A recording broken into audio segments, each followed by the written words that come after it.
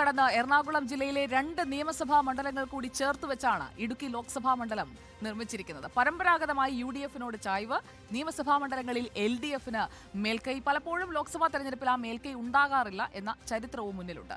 2024-ൽ ഇടുക്കിയിൽ സ്ഥാനാർത്ഥികളായി ആരെയൊക്കെയാണ് അണിനിരത്തിയിരിക്കുന്നത് എന്നത് ഇതിനകം പ്രേക്ഷകർക്ക് അറിയാമെങ്കിലും നമുക്ക് അവരെ നമ്മുടെ ഫ്ലോറിലേക്ക് ക്ഷണിക്കാം.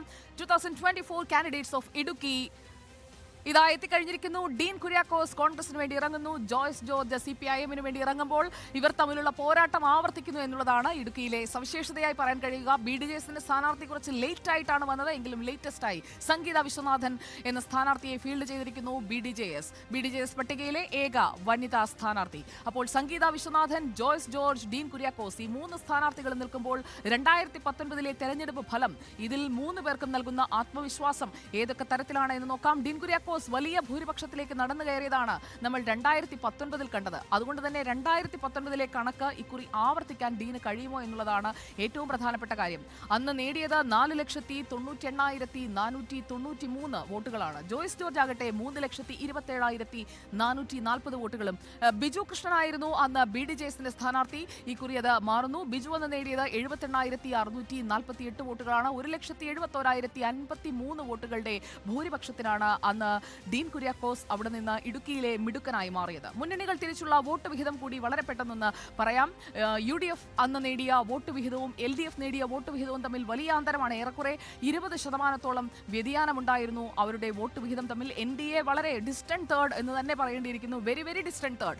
അങ്ങനെയാണ് NDA അന്ന് ഫിനിഷ് ചെയ്തത്. ഇടുക്കിയിലെ വോട്ട് ശതമാനം നോക്കൂ, ഗ്രാഫിൽ തന്നെ അത് വ്യക്തമാണ്. 54.21% UDF-ന്റെ കിറ്റിയിൽ 2019-ലെ വോട്ട് വിഹിതമായി കിടക്കുന്നത്. LDF-നാകട്ടെ അത് 35.61%, NDA-ക്ക് 8.55%. 2021-ലെ നിയമസഭാ തെരഞ്ഞെടുപ്പ് ഫലത്തിലേക്ക് കൂടി വന്നു കഴിഞ്ഞാൽ 2021-ലെ നിയമസഭാ തെരഞ്ഞെടുപ്പിൽ മാറി ചിന്തിക്കുന്ന ഒരു ഇടുക്കിയാണ് നമ്മൾ കാണുന്നത്. അതായത് എല്ലാ മണ്ഡലങ്ങളിലും ആഞ്ഞുവീശിയ ആ LDF കാറ്റ് ഇടുക്കിയുടെ മലയിടുക്കുകളിലൂടെയും ആഞ്ഞുവീശുന്നതാണ് നമ്മൾ കണ്ടത്. മൂവാറ്റുപുഴ UDF-നൊപ്പം നിൽക്കുമ്പോൾ കോതമംഗലം LDF-നൊപ്പം, ദേവികുളം, ഉടുമ്പൻചോല, ഇടുക്കിയും തൊടുപുഴയും നിൽക്കുന്നത് UDF-നൊപ്പമാണെങ്കിൽ പീരുമേട് LDF-നൊപ്പം പോകുന്നത് നമ്മൾ കാണുന്നു. അങ്ങനെ മുന്നണികൾക്ക് വലിയ പ്രതീക്ഷ വയ്ക്കാൻ കഴിയാത്ത ഒരു തെരഞ്ഞെടുപ്പ് ഫലത്തിലേക്ക് പോകുന്നതാണ് നമ്മൾ കാണുന്നത്. അതായത് 2 മണ്ഡലങ്ങളിൽ മാത്രമാണ്, മൂവാറ്റുപുഴയിലും അതുപോലെ തന്നെ തൊടുപുഴയിലും മാത്രമാണ് UDF-ന് ഒരു അഡ്വാൻറ്റേജ് കിട്ടിയത് എന്ന് വ്യക്തമാക്കുന്ന സാഹചര്യമാണ് 2021-ൽ നമ്മൾ കണ്ടത്. ഇനി ഏറ്റവും പ്രധാനപ്പെട്ട ഘടകമെന്ന് പറയുന്നത് സാമുദായിക വോട്ടുകളാണ്. സാമുദായിക വോട്ടുകളുടെ ആ ഒരു കണക്ക് കൂടി പറഞ്ഞതിന് ശേഷം നമുക്ക് വിശദമായ വിശകലനത്തിലേക്ക് പോകണം. ഇത് ഓരോന്നും നമുക്ക് സ്പ്ലിറ്റ് ചെയ്ത് തന്നെ പറയേണ്ട സാഹചര്യവുമുണ്ട്. സാമുദായിക വോട്ടുകൾ ഇതാ വന്നു കഴിഞ്ഞിരിക്കുന്നു. മണ്ഡലത്തിൽ ഹിന്ദു വോട്ടുകൾ 48.86%, ക്രിസ്ത്യൻ വോട്ടുകൾ 43.42%, മുസ്ലിം വോട്ടുകൾ 7.41%, മറ്റുള്ളവരെല്ലാം കൂടി 0.31%. ഇവിടെ നോക്കൂ, ഹിന്ദു ക്രിസ്ത്യൻ വോട്ടുകൾ ഏറെക്കുറെ സമാസമം നിൽക്കുന്ന ഒരു മണ്ഡലമായിട്ടാണ് ഇടുക്കി നമുക്ക് മുന്നിൽ നിൽക്കുന്നത്. വലിയ ഒരു മണ്ഡലം, അതായത് എറണാകുളത്ത് നിന്ന് 2, ഒപ്പം ഇടുക്കി ജില്ലയിലെ എല്ലാ മണ്ഡലങ്ങളും ചേർത്തുകൊണ്ടുള്ള ഒരു ഭൂമിശാസ്ത്രപരമായി ഏറ്റവും വലുത് എന്ന് വേണമെങ്കിൽ നമുക്ക് പറയാൻ കഴിയുന്ന രീതിയിലാണ് ഇടുക്കി കിടക്കുന്നത്. ഈ കിടപ്പ് ഇത്തവണ ആരെ തുടയ്ക്കും ഉണ്ണി സാർ? ഇവിടെ നോക്കൂ, ഇപ്പം നമ്മൾ എറണാകുളത്തിന്റെ ഭാഗമാണ് ആ 2 മണ്ഡലങ്ങൾ അല്ലേ, മൂവാറ്റുപുഴയും കോതമംഗലവും. അപ്പോൾ അത് നമ്മൾ അങ്ങ് മാറ്റിവെക്കാം. ബാക്കി നമുക്കിപ്പോൾ 2021 ഇടുക്കിയുടെ ഒരു സ്ഥിതി എന്താ? തൊടുപുഴയിൽ PJ ജോസഫ് വിജയിച്ചു എന്നുള്ള ഒഴിച്ചാൽ ബാക്കി എല്ലാ സീറ്റുകളിലും LDF ആണ് വിജയിച്ചിരിക്കുന്നത്. ഇടുക്കി ഒരു പ്രധാനപ്പെട്ട മണ്ഡലമാകുന്നത് എന്തുകൊണ്ടാണെന്ന് വെച്ചാൽ എനിക്ക് തോന്നുന്നത് കേരളത്തിൽ ഏറ്റവും കൂടുതൽ ക്രിസ്ത്യൻ പോപ്പുലേഷനുള്ള ജില്ല എന്ന് പറയുന്നത് ഇടുക്കി ജില്ലയാണ്. ഏതാണ്ട് 44% ആളുകൾ, ഇപ്പോൾ പത്തനംതിട്ടയിൽ 36-37% ഉള്ളൂ, കോട്ടയത്തും അത്രയൊക്കെ തന്നെ ഉള്ളൂ. അപ്പം ഇടുക്കി എന്ന് പറയുന്നത് ക്രിസ്ത്യൻ കമ്മ്യൂണിറ്റി വലിയ രീതിയിൽ ഡോമിനേറ്റ് ചെയ്യുന്ന ഒരു പോപ്പുലേഷനാണ്. ആ പോപ്പുലേഷൻ അവിടെ അതെ. അപ്പോൾ അവിടെ നോക്കൂ, ഇപ്പോൾ 2016-ലാണെങ്കിലും 2021-ലാണെങ്കിലും തൂത്തുവാരി വിജയമാണ് നിയമസഭാ തെരഞ്ഞെടുപ്പിൽ ഉണ്ടായത്, LDF-ന് ഉണ്ടായത്. എന്തുകൊണ്ടാണത്? ക്രിസ്ത്യൻ കമ്മ്യൂണിറ്റി UDF-ൽ നിന്ന് വലിയ രീതിയിൽ അകന്നുപോയി. ഇപ്പോൾ 2021-ലേക്ക് വരുമ്പം കേരള കോൺഗ്രസ് മാണി ഗ്രൂപ്പ് അവരോടൊപ്പം ആയിക്കഴിഞ്ഞിരിക്കുന്നു അല്ലേ, LDF-നോടൊപ്പം ആയിക്കഴിഞ്ഞിരിക്കുന്നു. ജോസഫ് മാത്രമാണ് ഇപ്പുറത്തുള്ളത്. അപ്പം അവിടെ എന്നാൽ ഈ പറയുന്ന വന്യജീവി ആക്രമണം അടക്കമുള്ള പല വിഷയങ്ങളും വന്നിരിക്കുന്നു. എന്ന് മാത്രവുമല്ല, പഴയതുപോലെ സഭ LDF-നൊപ്പം നിൽക്കുന്നുണ്ടോ എന്ന കാര്യത്തിൽ ആശങ്കയുണ്ട്. ഇപ്പം നമ്മൾ കഴിഞ്ഞ ദിവസം ലത്തീൻ സഭയുടെ ഒരു ഇടയലേഖനം തന്നെ ഉണ്ടായിരുന്നു. അപ്പോൾ ആ അർത്ഥത്തിൽ സഭ ഈ പറയുന്ന ഈ ഓർത്തഡോക്സ് മാർത്തോമ യാക്കോബൈറ്റ് അല്ലേ, യാക്കോബായ സമുദായവും ഓർത്തഡോക്സ് സമുദായവും യഥാർത്ഥത്തിൽ പരസ്യമായി തന്നെ ഇടതുപക്ഷത്തിനെതിരായിട്ട് ഇടതുപക്ഷ സർക്കാരിനെതിരായിട്ട് പ്രതിഷേധം ഉന്നയിച്ചിരിക്കുന്ന ഒരു സാഹചര്യമുണ്ട്. ആ അർത്ഥത്തിൽ ഈ 44% വരുന്ന Christian vote population vote bank എങ്ങോട്ട് ഷിഫ്റ്റ് ചെയ്യും എന്നുള്ളത് വളരെ പ്രധാനമാണ്. കഴിഞ്ഞ പ്രാവശ്യം 2019 നിശ്ചയമായും പിന്നെ ഡീൻ കുര്യാക്കോസിന് അതിൻ്റെ അഡ്വാൻറ്റേജ് കിട്ടിയ ആളാണ്. അതിനു മുമ്പ് ജോയ്സ് ജോർജിന് അഡ്വാൻറ്റേജ് കിട്ടാനുള്ള കാരണം എന്താ? കസ്തൂരിരംഗൻ റിപ്പോർട്ടിനെതിരായിട്ട് വലിയ വികാരമുണ്ടായിരുന്നു. ആ അർത്ഥത്തിലാണ് ഹൈറേഞ്ച് സംരക്ഷണ സമിതിയാണ് ജയം ഒരുക്കി കൊടുത്തത്. അപ്പോൾ ആ അർത്ഥത്തിലാണ് അവിടെ വിജയിച്ചു വന്നത്. ഡീന് പക്ഷേ ഒരു വളരെ അനുകൂലമായ സാഹചര്യം 2019 ഉണ്ടായി. അത് നമുക്കറിയുന്നത് പോലെ തന്നെ ഈ രാഹുൽ ഗാന്ധിയുടെ ഒരു തരംഗം വന്നിരുന്നു. 2021 നേരെ തിരിച്ചാണ് ഇടുക്കി ചിന്തിച്ചത്.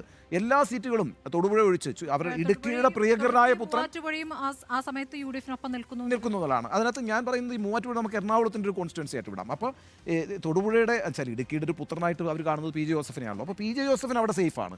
ജോസഫിനെ അവർ വിജയിപ്പിച്ചു വിട്ടു. പക്ഷേ ബാക്കി എല്ലാ മണ്ഡലങ്ങളിലും അവർ വിജയിപ്പിച്ചത് LDF-നെയാണ്. പക്ഷേ ആ ഒരു വോട്ട് ബാങ്ക് ഷിഫ്റ്റ് ചെയ്യുന്നുണ്ടോ? അത് എനിക്ക് തോന്നുന്നു ഇടതുപക്ഷവും വളരെ പ്രാധാന്യത്തോടുകൂടി ഈ തെരഞ്ഞെടുപ്പിനെ നോക്കിക്കാണുന്ന ആ അർത്ഥത്തിലായിരിക്കും. ക്രിസ്ത്യൻ കമ്മ്യൂണിറ്റി എങ്ങനെ ചിന്തിക്കുന്നു എന്നറിയാൻ കഴിയുന്ന ഒരു റിസൾട്ടായിരിക്കും ഇടുക്കിയിൽ ഉണ്ടാവും. മലയോര മേഖലയിലുള്ള വിഷയങ്ങളുണ്ട്.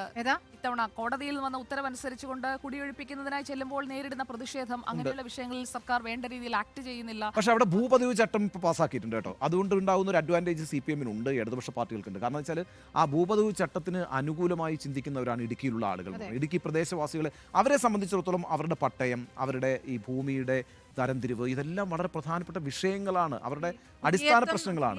കയ്യേറ്റം ഇല്ല എന്നുള്ള വാദത്തിൽ ഉറച്ചു നിൽക്കുന്നവരാണ്. അതുകൊണ്ടാണ് ഈ മണിയാശാനെ പോലെ ഒരാളെ വലിയൊരു പ്രധാനപ്പെട്ട നേതാവായിട്ട് അവിടെ ഉയർന്നു വരുന്നത്. എന്താണ് ഇപ്പം മണിയാശാൻ നമുക്കൊക്കെ അറിയുന്നത് പോലെ ഒരു കാലത്ത് VS അച്യുതാനന്ദൻ്റെ വലങ്കൈയായിരുന്ന ആളാണ് അല്ലേ.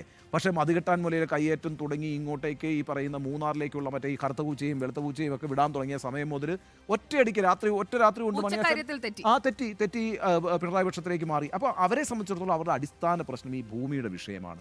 ആ വിഷയം അടക്കമുള്ള കാര്യങ്ങളിൽ ഒരു വലിയ മുൻകൈ ഈ പ്രാവശ്യം എന്തായാലും LDF എടുത്തിട്ടുണ്ട്. പക്ഷേ വന്യജീവി ആക്രമണം അതൊരു പ്രധാനപ്പെട്ട വിഷയം തന്നെയാണ്. വളരെ പ്രധാന നോക്കൂ സ്മൃതി, ഏതാണ്ട് 6 പേര് കൊല്ലപ്പെട്ടു. അവിടെ 6 പേര് കഴിഞ്ഞ 3 മാസത്തിനകത്ത്.